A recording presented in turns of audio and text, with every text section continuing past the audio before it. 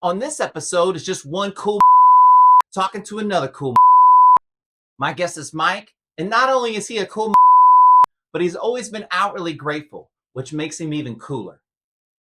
Mike's dad was a Vietnamese refugee, or as Mike would say, a 1.0, making Mike a 2.0. And although they weren't always close, Mike became the chosen one to take over his dad's nonprofit, which he started to give back to the Vietnamese community.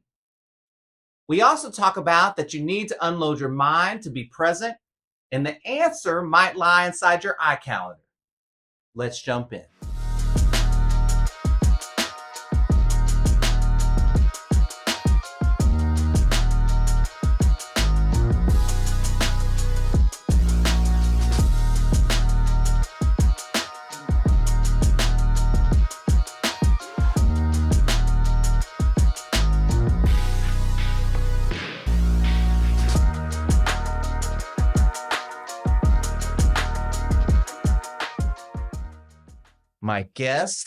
My guest is my guy, Mike, from 24 hour days. That's right. Right? And let me say this. One, would it be fair to say, we didn't really hang out a lot at 24, and we crossed paths a handful of times. You got it. Okay. Let me tell you, I knew that this dude, but he was already H-Town stay down. So I knew he was good there. We're already good, right?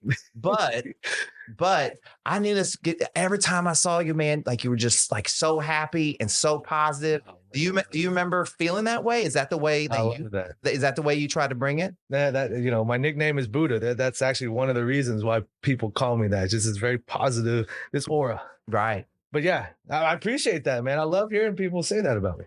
Before you even ask, can I even compliment you back from what you said to me? Yeah, what's up, bro? Bro, I was gonna bring that up. Okay, well, hey, go. Bring that shit up. Go ahead. Right.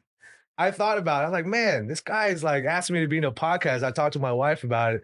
It's like, oh, you hang out with. I was like, no, actually, we just run into each other. He worked with me, and he was a trainer. I'm on the sales team. We don't really conversate that much. I mean, I probably maybe got him a client or two, but other than that, I just saw him on the floor whenever we work out or something. And the one thing I remember about you for sure is I just always looked up because I knew you were a master trainer at that time. You had all these clients and I just, a lot of people in the company talked well about you. So I always looked up to you and as on the sales team, hey, this is a great trainer to get you with, whatever it is. Right. So I looked up to you and just said, man, this guy is good shit. And I remember one time seeing you on the floor and I'm working out and I think you were working your back out and we didn't even talk that much other than say what's up to each other, right? Just cool people. And you always smiled. You're always cool. Loved it. So I asked you, and you were doing a back workout, and I asked you, I was like, hey, what is that back workout you're doing? I need more back workouts. You didn't have to take the time to really talk to me. And man, some trainer, I love all the trainers, but some trainers, they kind of keep to themselves. They don't really want to bother with no salespeople, stuff like that. You were cool about it. You were always very unified.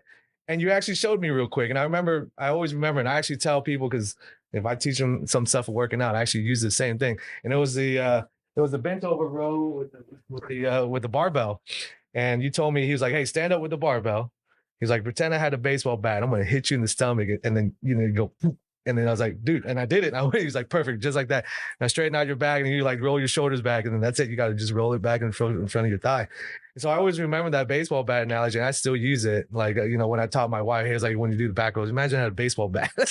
And so, man, he was just a cool guy, man. I just wanted to say that. I mean, you said kind words about me, but man, we didn't know each other much, but it's crazy because you talked about this aura, your aura you carried as well. I felt like people kind of gravitated to you and gave you that respect. Man, this guy is cool ass motherfucker.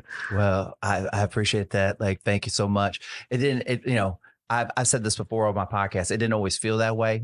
You know what I mean? I didn't always feel like a cool motherfucker. You know what I mean? You know what I mean? But I think that's the human experience. Yeah. You know what I mean? So sometimes we're faking it to make it. Yeah. You know what I mean?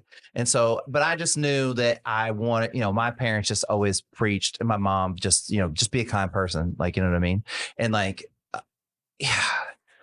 It's just, I don't even know if she really ever said it out loud as much as she just we had the expectation of demonstrating it, you know what I mean? And we talked about our parents' generation and what their expectations were.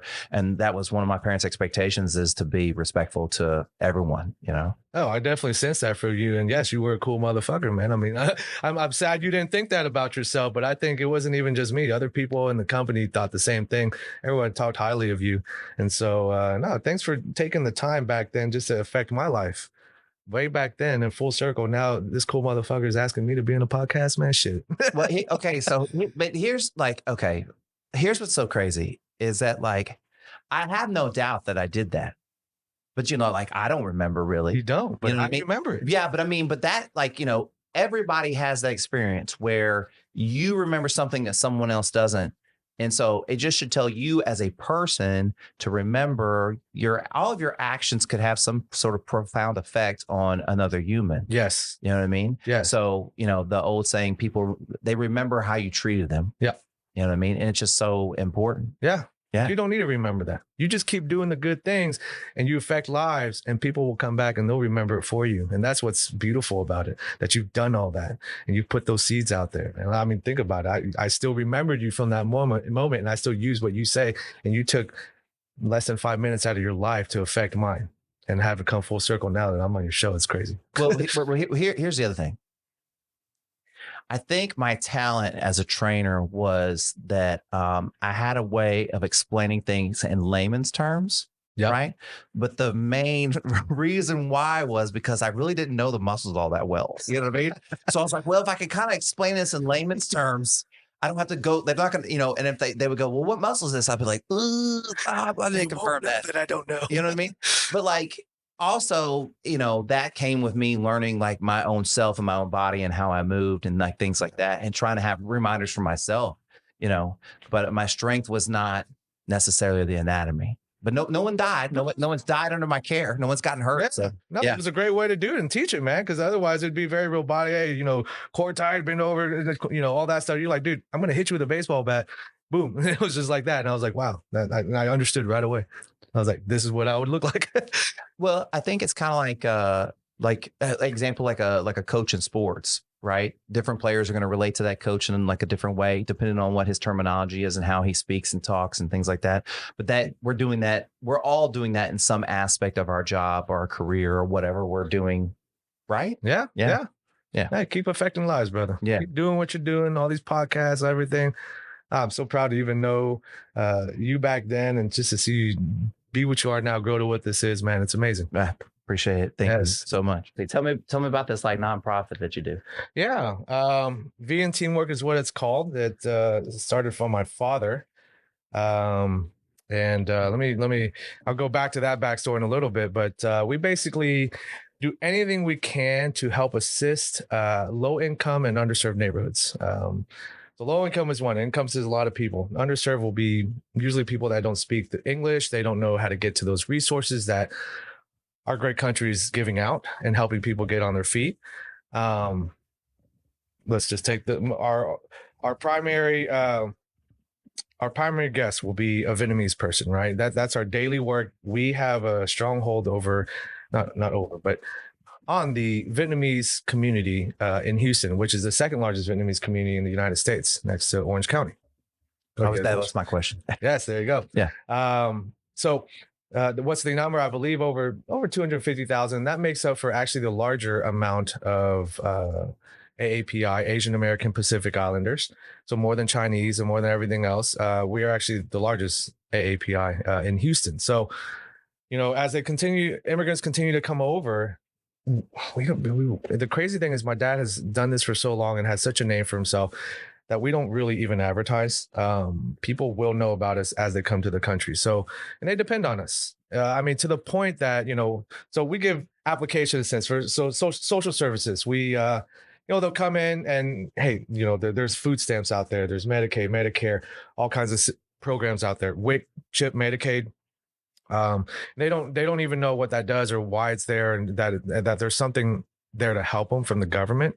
These are people that come from a communist regime that took over in 1975, and you know, you got police that bribe you, You got, I mean, they strong arm you. I mean, everything, all the way up to the government, right? There's so much crookedness happening, and these people are not used to the government helping them. So when they come over here, there's a lot of mistrust, and not only the government, but the police force.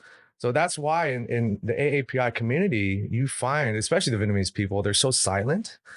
There's so much abuse and domestic abuse, a lot of things that are happening, just like every community, but no one talks about it because they're scared to talk about it. They don't feel like police can help them. They don't feel like the government can help them. So my dad wanted to adapt those Vietnamese people that came over, just like he came over as a refugee. He was forced over here.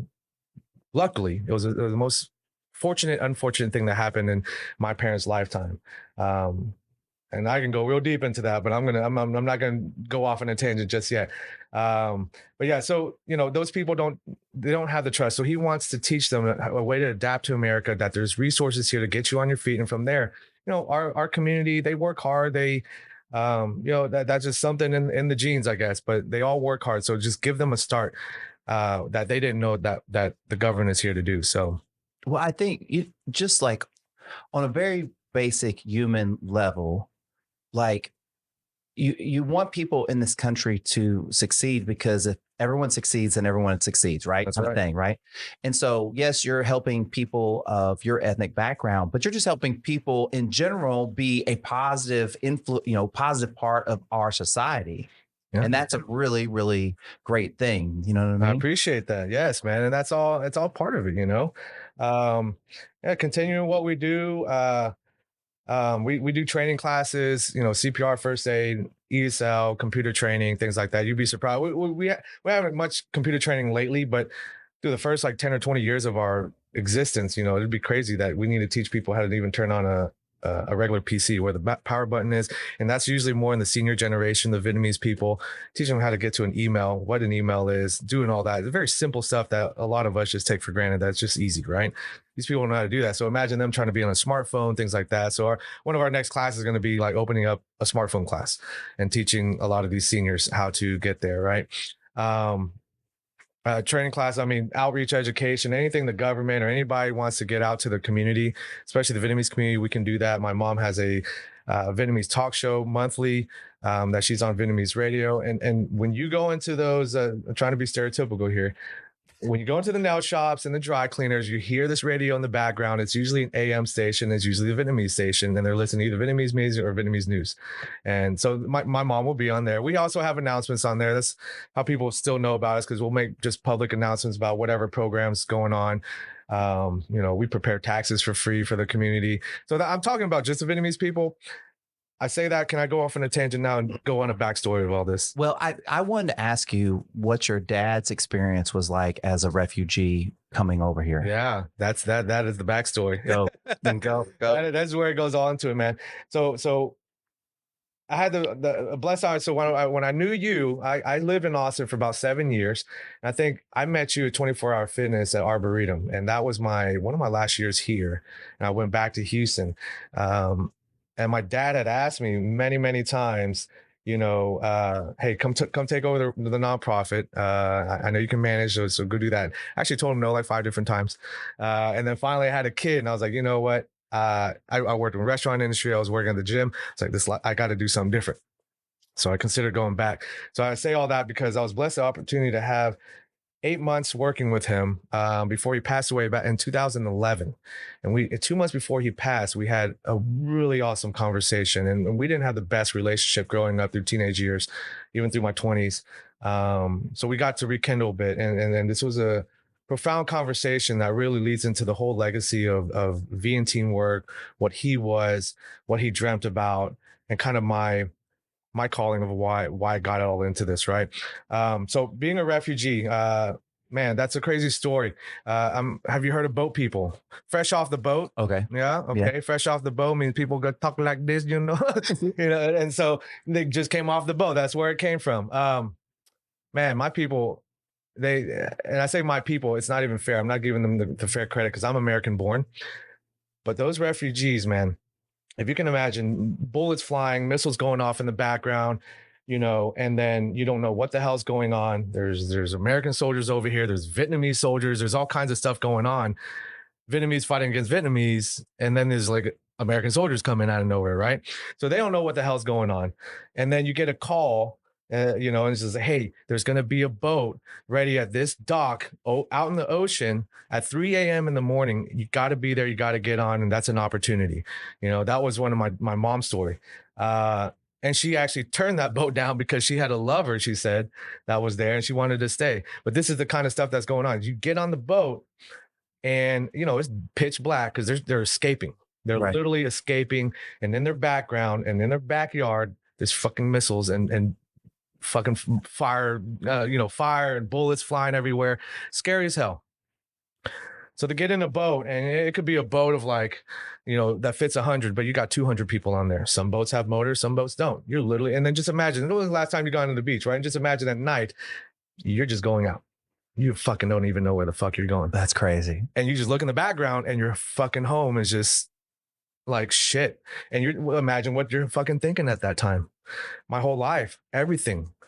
What is going on in my country, my home, and everything that's being invaded by Vietnamese people, and you don't know what the fuck's going on, right? You go out to the ocean, and I'm going to go into, this is not my dad's story, but I want to tell this story because it's crazy. It was actually one of my senior representatives that work with us. And he told this story one time, man. He was on a boat. So same thing. It was like 200 people on a 100-person boat. They're out drifting out to sea. And it's like days have gone by. Food supplies, there's nothing. People start dying off. They get so hungry that you don't have anything else other than you look at the dead people. And they fucking had to start thinking about eating that. Or you just starve and die too, because you can't do that, right? They go through that. And then they see these lights out of nowhere, in pitch black. And they're like, oh shit, he's thinking, here it comes. Somebody's here to save us. Waving their hands. So this big boat comes. Lo and behold, these guys, 5 guys, get over. And they all have machetes and shit. They were fucking pirates there to take over. They talked their shit. And then he said that they started wanting to rape the wives and children on the boat. And at this time, there were more females than the males on the boat. So the males, as this is starting to happen, they just looked at each other. There's nothing else left. We got to fight. So they fight. And it's an all-out thing. And this dude tells everyone in the company, we were having a birthday party.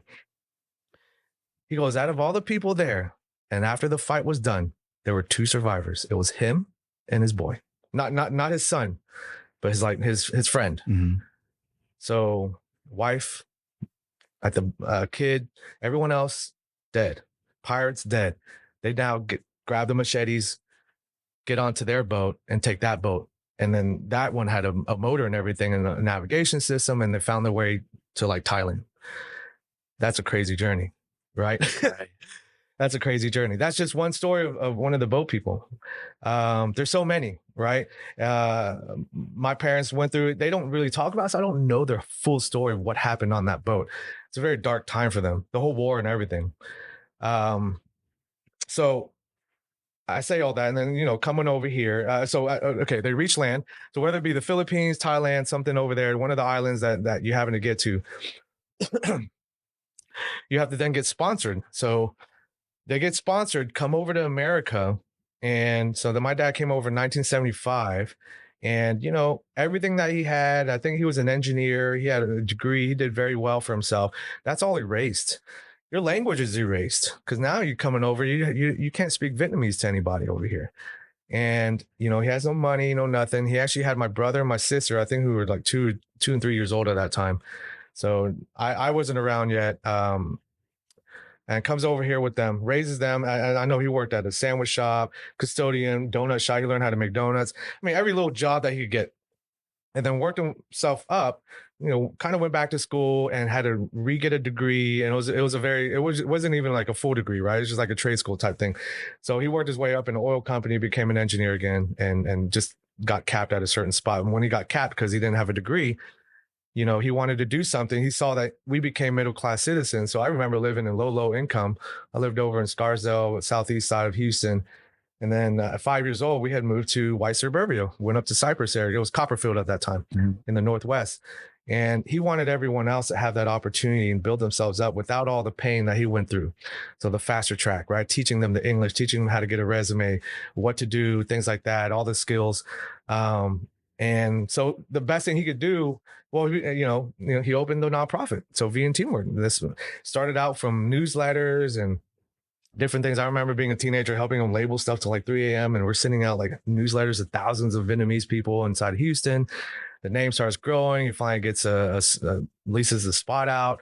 And then, lo and behold, it grows into what it grew into, where every day, I mean, we go through at least 20,000 people per year. We prepare taxes for free. That's our busiest time for like the whole tax season. We have over 100 different volunteers that come. They train every single year, learn how to do taxes, and we serve the community. And it's amazing to see that journey he went on. And I go back now to that. I'm sorry, cut me off if you ever have a question, by the way, because I can talk. No. Are you going back to where you said you and your dad had that conversation? Yeah. That's what I was going to ask. I told that whole story so you know the magnitude of what a boat person does. So I had this conversation with him, and I told him, I was like, "Hey, Dad," of course it's all in Vietnamese, but I said, I told him, I was like, "Hey, I had this thought when I was in Austin. I'm in my 20s. I was going to like ACC community college, and I told him, I was just, I had my car, and I had this thought, and this is how old was I? I was in my 20 somethings, mid 20s, right? And I told him, I was like, "Hey, man, I was just driving to school, and I loved that I had air conditioning, I had my textbooks in the back. It's like, man, I'm really lucky to have what I have. And even though I'm just going to community college, I'm just lucky to be over here doing what I'm doing, being born in America. And I have you to thank for it. I have you and Mom to thank for it. And what the journey you went through as a boat person to erase everything and come over here and to survive all that. Come over here." By the way, I forgot that my dad also fought in the war alongside with a lot of American soldiers. And so I'm going to get to that in a little bit. But, and I told him, thank you for that. And I go, man, I have such respect. And I know all y'all talk about. So my generation of Vietnamese people, we call the 2.0s. The 1.0 would be the refugees coming over. 1.5 are the kids that came over with them. And then the 2.0s are the born here. Mm-hmm. So the 2.0s, all we hear about is this boat people story. Everybody knows about it. That's why you got to eat every single grain of rice in your bowl. You can't waste nothing. You got to work hard. Never stop working. Got to make money. Got to be successful. Got to do something for your family and your kids. Drilled in us because they are boat people and what they went through. And so I thanked him for all of that stuff. But, and he felt this like, I've never told him that before. So he felt really fulfilled by hearing that from me, right? This American-born Vietnamese kid. Then I told him, I was like, but I respect all that and I appreciate all that, but I got to ask something. I don't think nobody ever talks about this. He was like, what is that? I said, what about the American people? What happened during that time? Because I've been through now, I told him I had this conversation when I was 30 something. So, we've been through Iraq war, definitely 9/11, Afghanistan, the whole Muslim hate thing, all that stuff. Refugee hate and all that stuff, right? So I told him, what happened here? Because I go, man, in my 20s, I did a lot of just asking around, searching for truth, searching for different things. And I run into American veterans that have that, Vietnam veteran hat. And I go up to them, and some of them, they're homeless, things like that. And I walk up to them and I see that hat and I go, man, I shake their hand. And I say, thank you. They're like, oh, shoot, what? I was like, man, I'm Vietnamese person that was born in America. I just see that hat on you and I want to thank you because I know what my people went through and what you had to go through to help my people. And just wanted to say thanks. And that's it. And then, I'll give them water or whatever, food, and then I remember a couple of them stand out in my mind. And they both told me, wow, they asked me my name. And I said, my name's Mike. They said, Mike, you're the first Vietnamese person that's ever said thank you to me. And dude, it broke my fucking heart, man.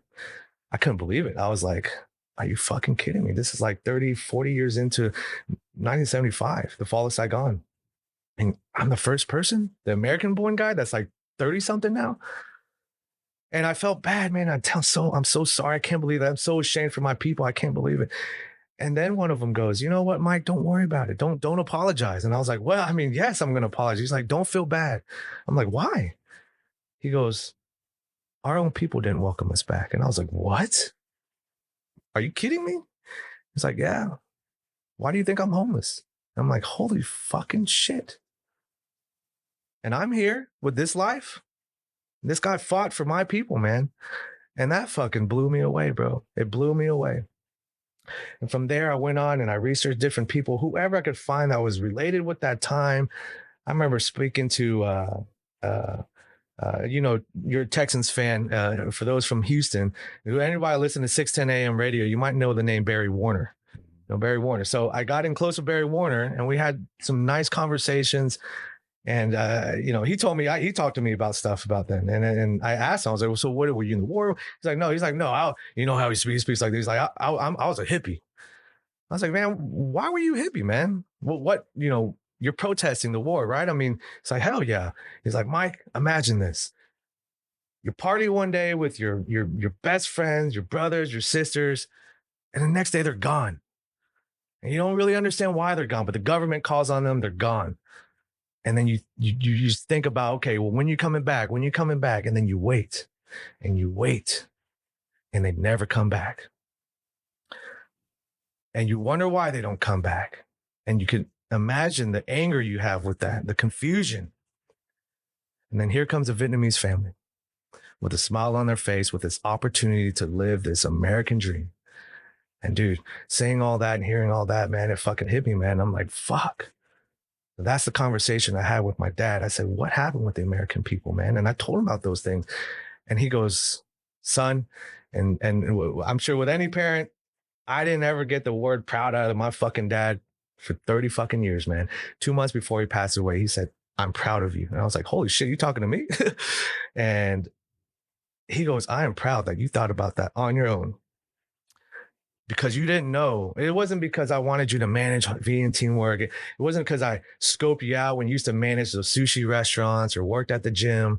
It wasn't because of that. He told me I had this dream or I had this vision that you're going to be the one. You're going to be the one to bridge that gap that I could never do.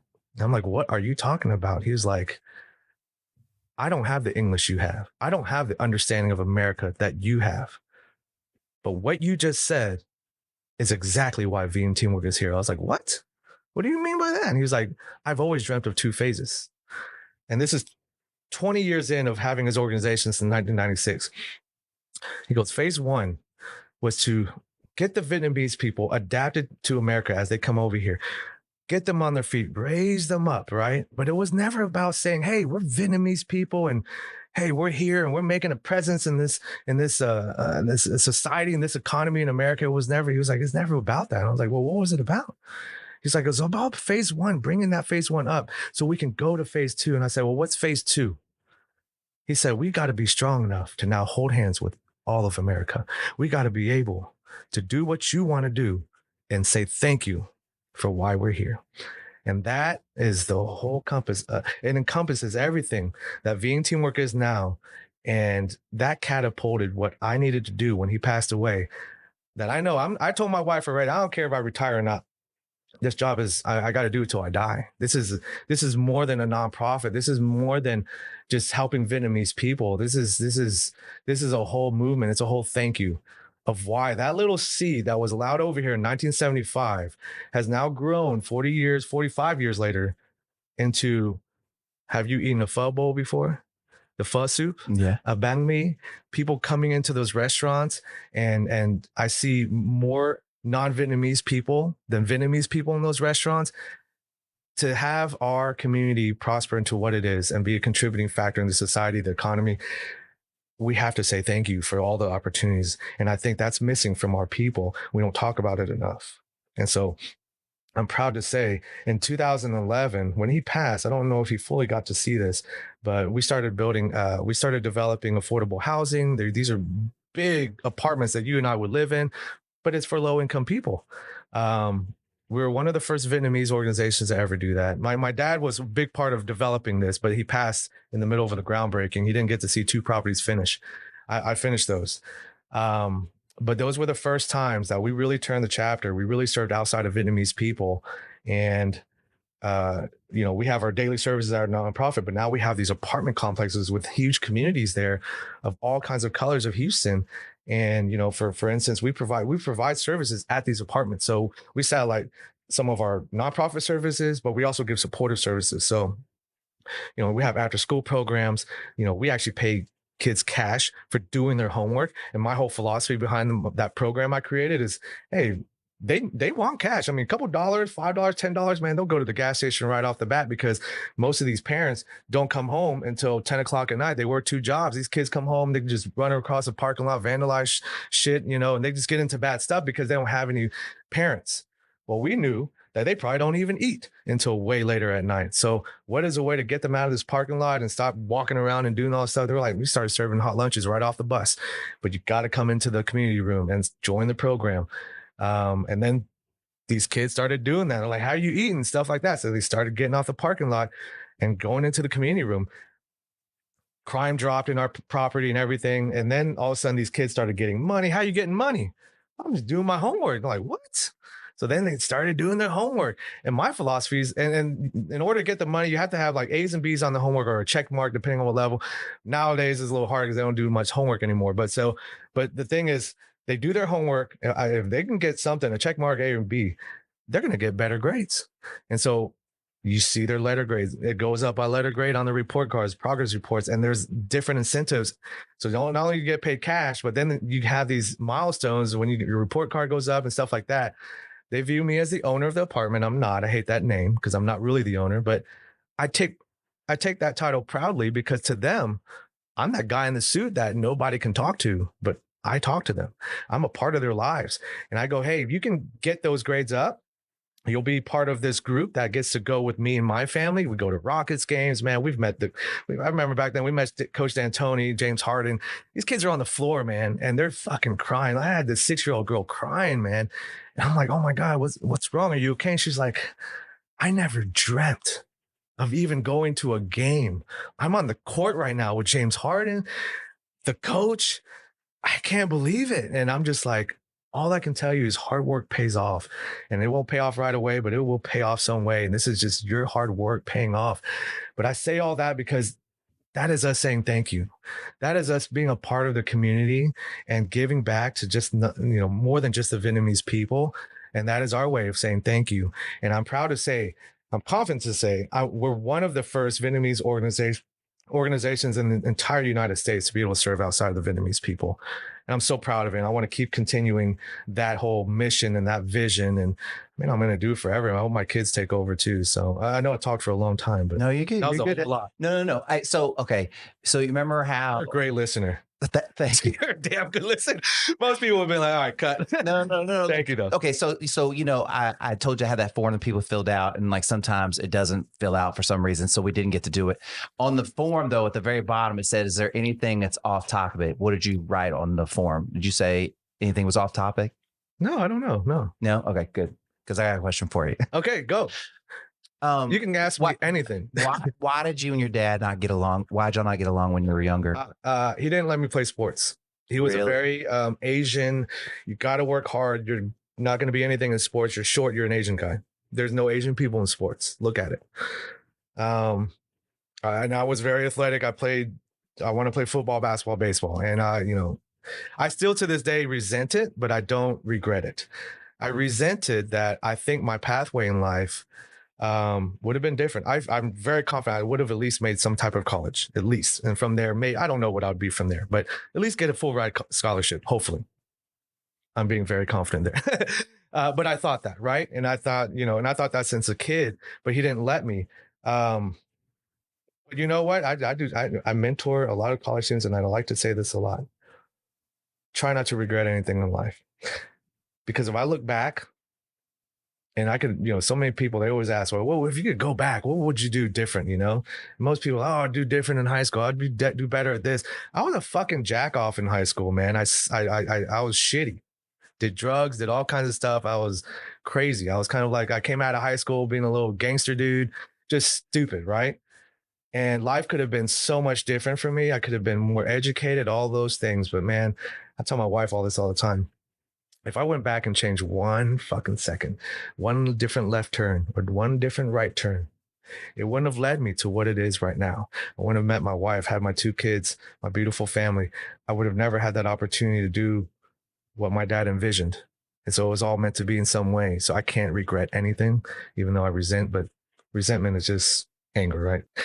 Well, look, you're a parent, so you get this. You want to protect your kids, and you don't want them to have you don't want them to necessarily fail in the sense of and he had a way of seeing things because of how he came to this country and stuff like that. And so he did, he was probably trying to protect you and instill good work ethic. But now you as a dad, I'm sure you tried not to do that to your kids, right? Not to limit them on what they could be and what they could do, right? You got it. But I mean, let me say this. I feel like that probably people of that generation, that's just what they were we can be better though. Does that make sense? We as parents can be better for our kids, even though majority of parents do that back in the day. Yeah. You know what I mean? Yeah. No offense, mom and dad, but they were you cannot be a stand-up comedian. They're you cannot do that. Yeah. And and so I was just okay, I can't do it. You know what I mean? And that kind of sucked because maybe my life would have been different. Yeah. But you're completely right. It was all protecting, and then they're doing it all in care and love. Well, don't blame it. Well, okay. For the most part. Is something that you accomplished with your dad before he passed away? Did you not forgive him, but y'all come to peace with all the things and all the regrets and all the stuff? Yeah. I mean, I don't think we talked about it anymore. I think he knew through, the times I've ran away from my house, channeling through my mom, communicating through that way. And what else did he do, man? He relinquished authority to my older brother when I was 12 years old. He said, you parent him. I'm done. I'm done parenting him. Yeah. And so my brother would start grounding me, and I'm like, who the fuck are you? And he's in college and grounding me and telling me I can't watch I'm like, God damn, what the fuck is going on, man? So I had all those resentments. Did we get it all together? We never really talked about it again. But a couple months before that couple-month conversation I just talked about, he told me, he's like, give me one more chance. I was like, one more chance for what? Give me one more chance to be your dad. And I was like, man, you don't have to ask for that, but that means a lot to me that he even said that. And I was like, man, of course. I didn't have any more. I'm just were y'all a lot alike? I don't know. They say parts, I think. Parts. Was your dad kind of a rebellious guy? I don't know. I think he might have been. Yeah. He was definitely, he would set himself apart. And so I tried to set myself apart too, but I don't know. Yeah. Well, did you say earlier that he knew it was going to be you to take over? Yeah. So just think about that. You got me on something right there. What? You're about to give me a roll. I kind of see where you're going, and I never thought about that. Yeah, where y'all started.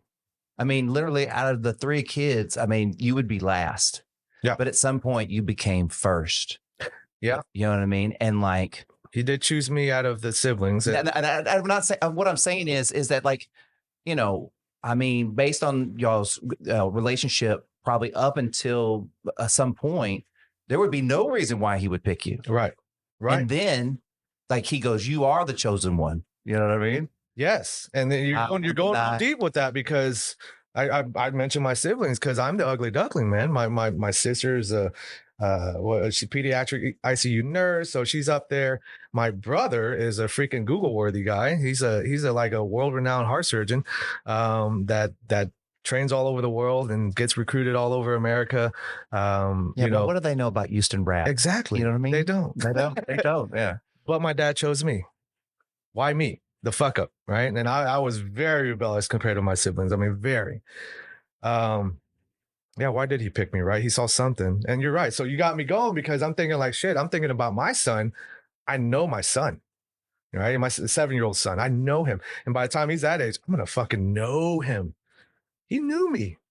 And he knew, what you're saying, man. He knew that was, do you know your son? Do you have that relationship? I never thought about it that way. He probably knew me. And he knew that's the traits that I have. Like you said, are there any similarities? Maybe he saw those similarities, and he saw that leadership or someone that has that passion. And right when I had that conversation with him, it probably was just like, holy shit, he fucking thinks like me. Well, you were kind of so you said that he, you're a 2.0. Yeah. And the thing he was like, hey, you know the English language better than anybody could. All the things that come with being a 2.0, right?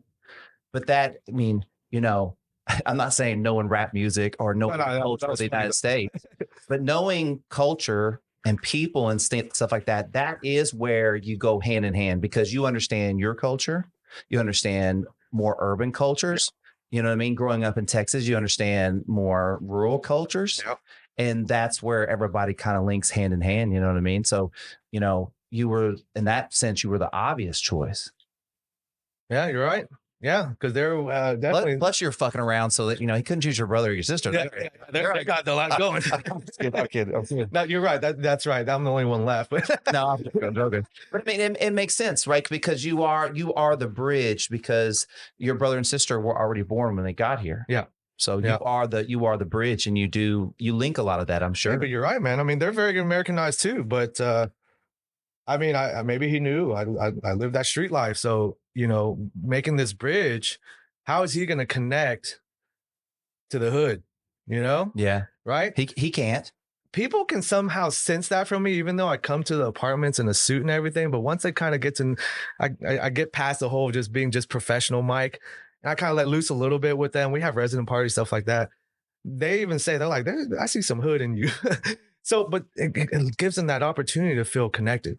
But I think like the word hood could be replaced maybe with the word like family, friends, like you know, like when you hang around a group of people and they're kind of into the stuff you're into or whatever, you're like, oh, like we're kind of relating on this kind of level. You know what I mean? Yeah. So hood could be just anything that's like that. And that's when you're being like a real person, that's when you're being real Mike. Because professional Mike is being professional. It's a facade. Yeah. Yeah. Real Mike is just a little bit hood, which is totally fine. Yeah, that's right. I mean, I'm H-Town State out. That's what we're talking about. That's right. But hey, man, it gives people, because I'm telling you, man, I mean, people in the low income world, they think, you know, someone in a suit is untouchable, or they're like, you know, you don't talk to them really, you know, and I want to break that barrier. Even though I come in a suit around them, man, I get down with them, and they love that about it. And it helps create the community. It helps connect the community together. And then I tell that story about Vietnamese people giving back. And there's so many people that are alive during that time. And it kind of blows them away because they're like, holy shit, like to hear a Vietnamese person say that 40 years later, it's crazy, you know? And I think it's been a long time waiting. And my dad built up a whole legacy of the nonprofit. And yeah, that profound conversation we had, man, I'll never forget it, man. And I could see it in his eyes. For the first time in my life, I could just see him really believe, and not only believe in me, but the whole vision of he had was like coming to fruition. That everything he thought, it was just crazy. And I wonder when he figured that out. I wonder how long he knew before. Yeah, because you got me thinking about the whole. Do y'all have similarities things? But from his point of view, yeah. That's crazy to think about, man. Because you admittedly, I don't know his past. I don't know what he was like as a kid. But he knows what he was like as a young person. You know what I mean? Something. Yeah, I don't know. That's crazy. Yeah, or it could be kind of the opposite. Like, you know, he doesn't like you because he doesn't realize that you're just like him. You know what I mean? Maybe. Yeah. You know no, I think he just got tired of fucking dealing with me, man. I was rebelled too early. Now I think about it, if my fucking 13-year-old daughter was rebelling like I did, shit. But, you know, well, it all happened the way it happened, man. I mean, you know, you were a different animal, it sounds like, compared to your brother and your sister. I guess so. I don't even know why, but. Well, yeah. I mean, you know, I think it all started because I couldn't play sports and just went off the chart off there. Well, you know, you were talking about the not play sports thing, and I was thinking, you know, okay, so we'll say he did let you play sports. Yeah. He probably would have tried to control you in another way. And you probably would have rebelled still. Maybe it was inevitable. You know what I mean? Like, well, because like ultimately he didn't want you to play sports because he wanted to control that aspect of your life. Right. Yeah. And for whatever reason he thought appropriate. Yeah. So if he'd have let you play sports, but then he was like, you can't listen to rap music, you've been like, yeah, true. You know what I'm saying? So it just might have been something else. That's why, like, again, that's why it's so important. That's a good point. To try to have like communication with your kids around shit that, instead of going like, you're not going to do blank. Oh yeah. You're not going to do blank because give them a reason, talk about why. Like, it's so, like, my parents never, they were just like, we said, Yeah. like, cause I didn't like, oh, you don't have an opinion. We didn't ask you. Like, you know what I mean? And so, like, I just try to be just a little bit more, but there are moments where I'm just like, no. Like, I'm not asking you. I'm telling you. Yep. Yeah. When it's just like, that needs to be it. I agree, man. You know what? That brings me back when you mentioned that earlier. I've always wondered, that generation, our parents' generation, they're like the hard nosed, work hard, Because they had to. I guess they had to. Yeah. Dude. No cell phones, no Wi-Fi. Yeah, they couldn't go on YouTube and make money. Cars, no YouTube. They could be making podcasts and getting famous and shit. I mean, they had to have like real jobs, like That's right. on their feet, like walking around and doing stuff, hauling things, moving things. You know what I mean? Yeah, They have real work, dude. Like, people don't, well, look, in my opinion, every American should feel pretty blessed that you were able to live in the best of every country is shitty. Yeah. Okay. Yeah. We're just the best of the shittiest. You know what I mean? We're just the best of the shit. I mean, like, who else does? Why do you not want to? Like, you should feel very blessed to live here. Oh yeah. It's a great country. Like who you are. Yeah. Like, you're here. It's a fucking great country. Like, yeah, it's great. It's really great. There's no reason to talk shit about it. No, I mean, look, I understand being upset about stuff. Yeah. But also, we are one giant melting pot of people. Yeah. When you go to China, what kind of people are there? Chinese people. Okay, when you go to Germany, That's what kind of people are there? People there. Yeah. Germans, right? That's right. When you come to America, it's everybody. It's everybody. There's So, no like, reason why everybody want to be here. Right. And so we got to find a way to kind of get along, because this isn't like China where like you're told to get along. Yeah, right. Exactly. You know what I mean? Yeah. Or you die. Yeah. Oh, yeah. Get along or die. Yeah. So I say that because that generation, you sparked something earlier because you said, do you do the kind of the opposite of what your dad did, right? So, they were hard nosed and things like that. And then you're a parent, I'm a parent.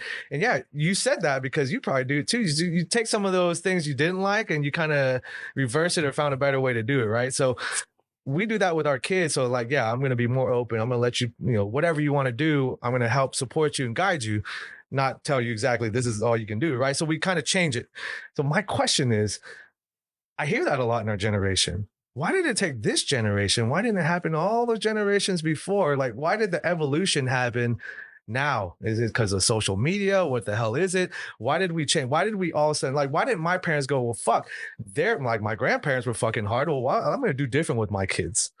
Well, because I feel like our parents felt like, like complaining was unacceptable. Yeah. Because you are so lucky.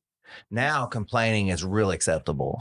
You know what I mean? Which is stupid. And so, it's easier to complain than praise and be grateful. Yeah. And those people, in a way, they were very grateful. But also, like, they didn't have time to talk about their feelings because they were busy fucking working. Like, you know what I mean? Like, they were like, there was no time for, they were scraping by like with money. True. You know what I mean? Like, it was like people don't, look, there's all kinds of parts of history that suck. Yeah. Okay. And they affect people differently. People 50 years from now are not probably going to be affected of the history that affects me. Yeah. But there will be bad shit that happens. You know what I mean? So that's just our bad shit. Like, this is what we deal with. If they had to be so hard, and so hard on us, you know what I mean? And we get the benefit of going like, I want to be better.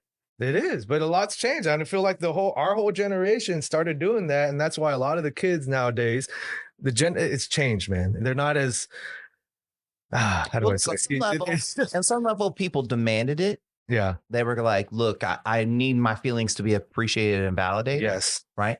But also they started not only demanding it, but wanting it. And that's where it gets kind of weird. Yeah. It's like, here's another picture of me in a bikini. Please like this picture. Yeah. And I'm just using it as an example. Yeah. Or just anything else that you tried to get those, now it's validation plus you got a dopamine hit, and that kind of sucks. And awareness, because now you can talk about it and other people talk about it. And now it becomes a thing that needs to be awareness of like, oh man, my 13-year-old daughter, they all say this bullshit, man. I got to worry about the mental health. I'm all about mental health and I'm all about researching for it and doing better.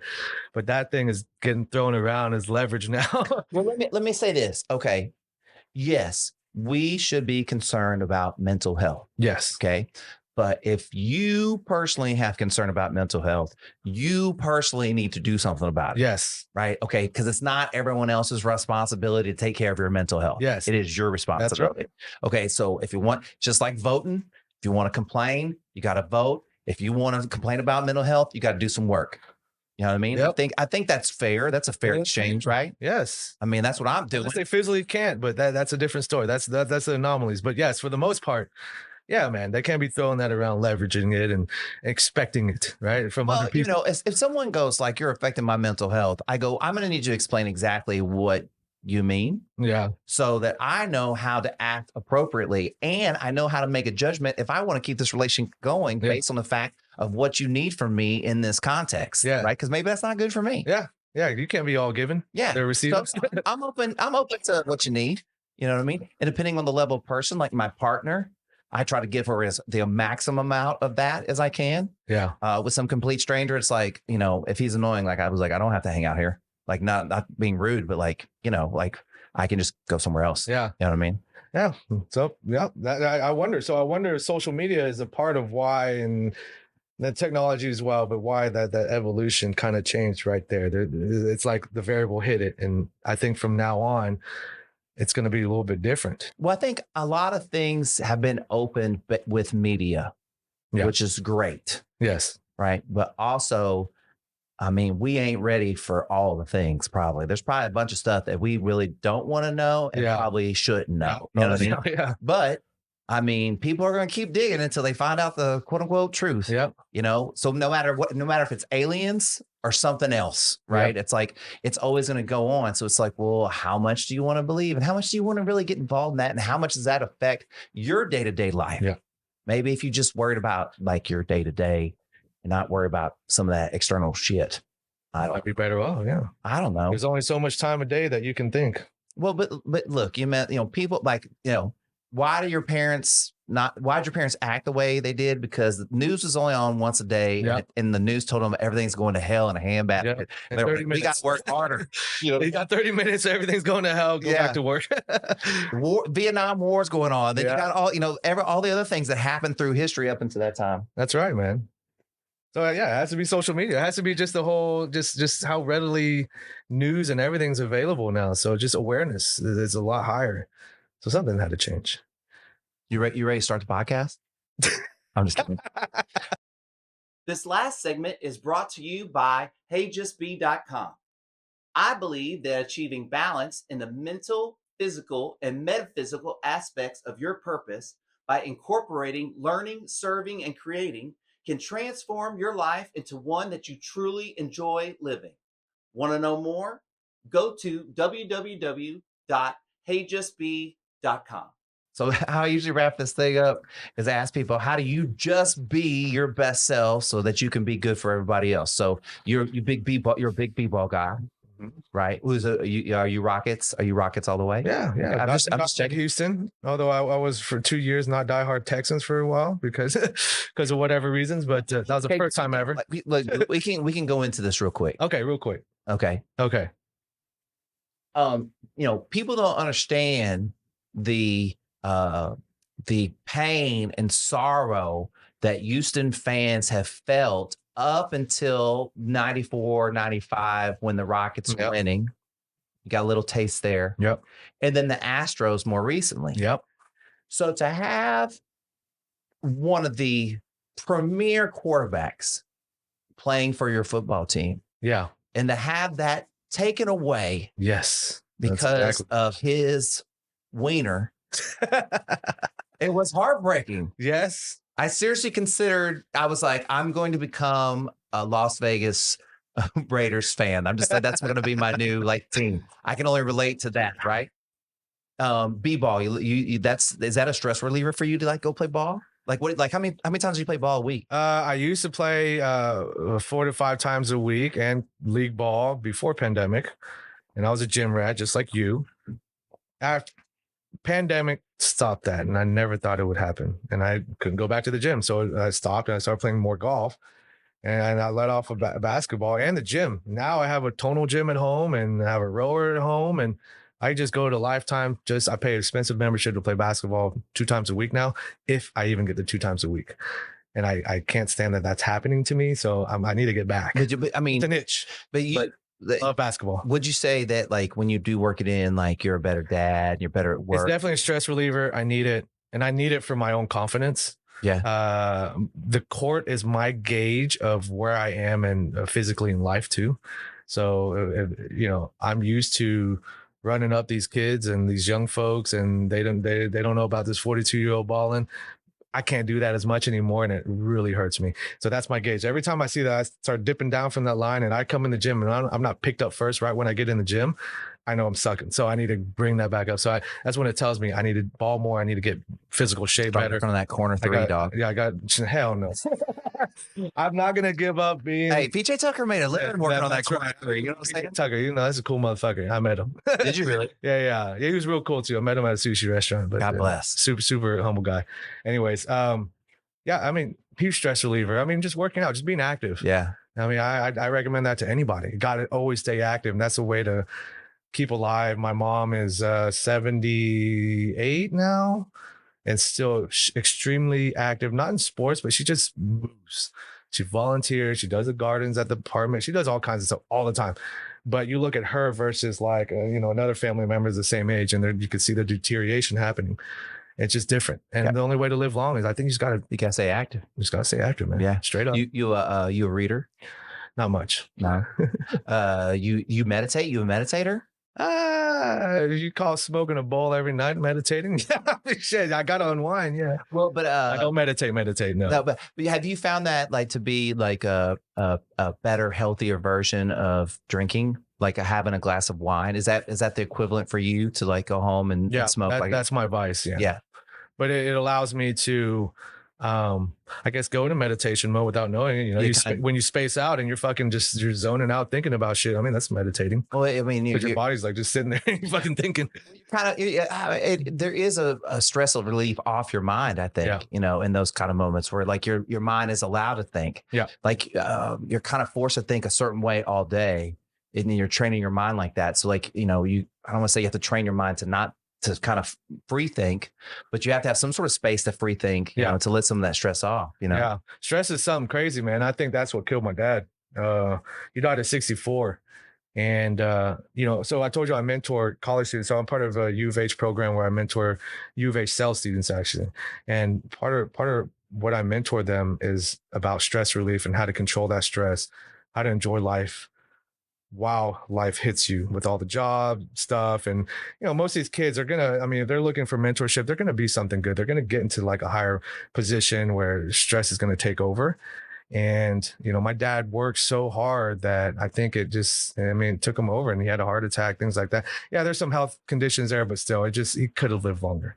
And my thing is what I mentor is like, man, how do you get rid of stress? And how do you get rid of all those tasks that are in your mind?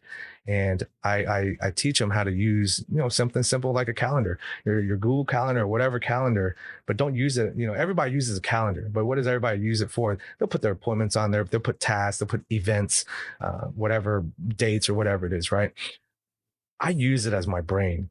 So not only, if you look at my calendar, not only there's events, appointments, meetings, yada, yada, yada, that's the normal shit. Then there's the in-between shit. It could be, I met Scottie today and he reminded me about thinking about my dad about something, but that sparked off some other ideas. So I'm going to write in my calendar when I want to think about that. And then when I see that on calendar, I know what I need to think about it. I color code all that shit, like the importance of how much I need to think about it. And so I lay out my whole brain and everything. And, you know, you'll run across somebody and they'll be like, hey, don't forget to do this or whatever. Or, hey, you know, and it's just like, oh, that's a great idea. I better not forget about that. You just want to write it down somewhere. I actually I take 1 minute, put in my calendar to tell myself later to go think about it. And so when I get home, I know 2 things I need to do with this calendar thing I do. I got to look at it at night when I'm on the shitter or whatever it is. And I got to look at it again in the morning.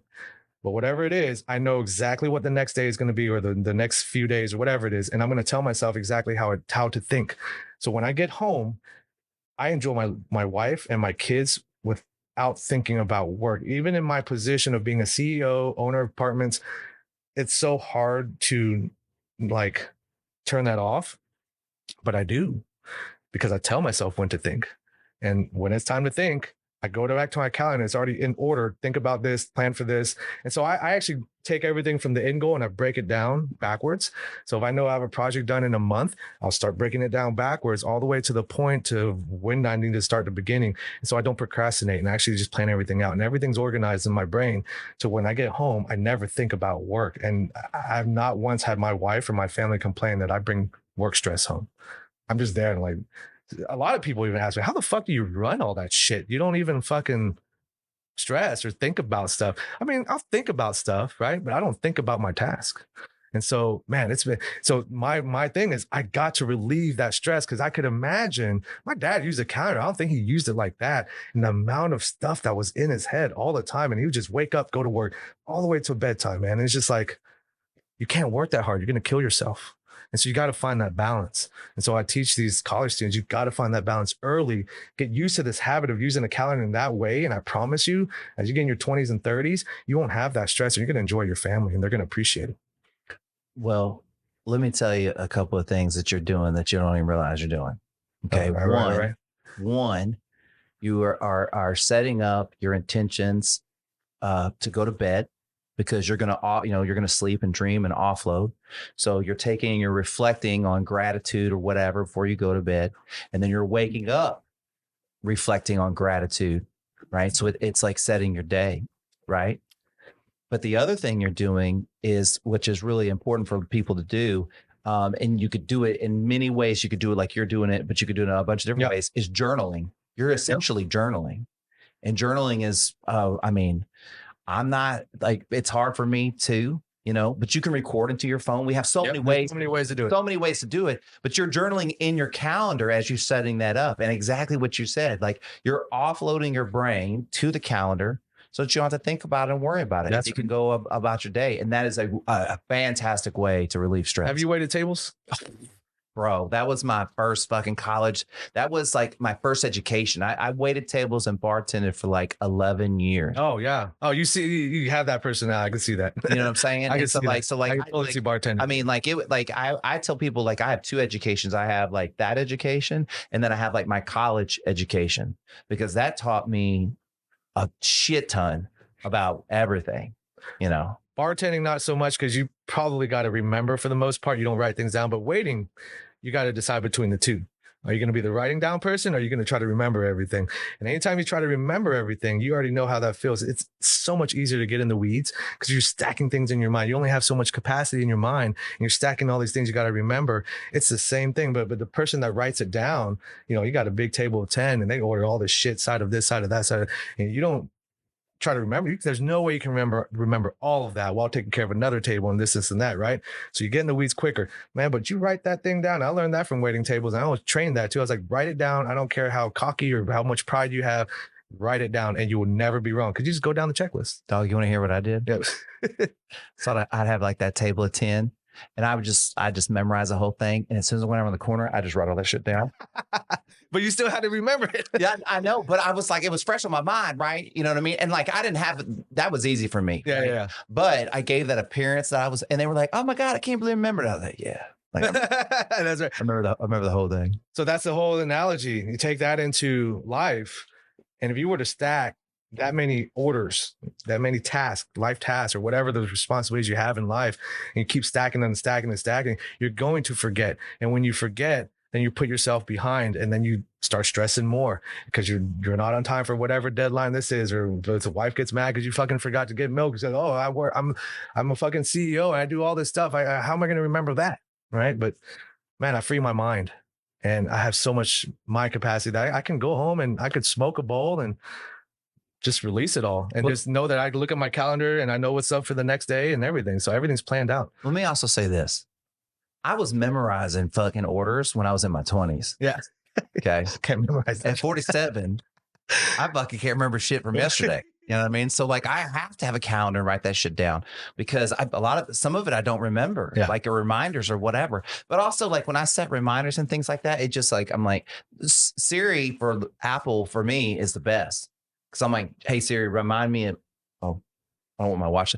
I'm like, remind me this at this or da da da, or like it's just my personal assistant. Yeah. Like, and I don't have any shame around like making. My phone is full of notes, dude. Yeah. All I do is make notes. That's what you got. Yeah, I need to utilize that technology. Look, the whole page of notes of thoughts that I haven't even looked at, and it must be like 20 or 30 thoughts. Oh wow, I haven't even looked at any of them. Wow. Like, you know what I mean? What are you saving it for one day? I don't know. Okay. Like, I just like, they're just there. Like, so when I go like, hey, I want to think of something in my mind. I'm like, well, I want to try to say something profound or say something impactful. I'll go back through those thoughts and I go, oh, that was a really great thought. Maybe there's something there, or there's a message there or whatever.